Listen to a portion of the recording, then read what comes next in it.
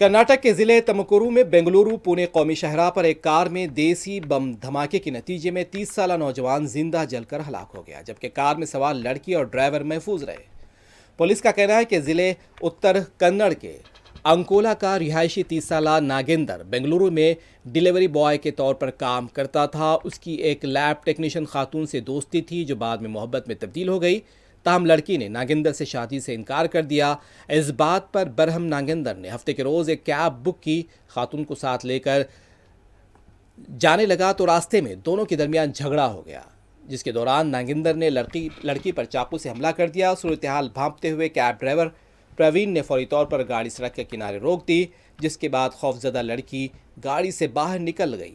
इसी दौरान नागेंद्र ने अपने साथ लाया हुआ देसी बम धमाके से उड़ा दिया। धमाके में नागेंद्र मौके पर ही हलाक हो गया, जबकि लड़की और ड्राइवर मौजूदाती तौर पर महफूज रहे। पुलिस ने मुकदमा दर्ज कर लिया है, जांच जारी है।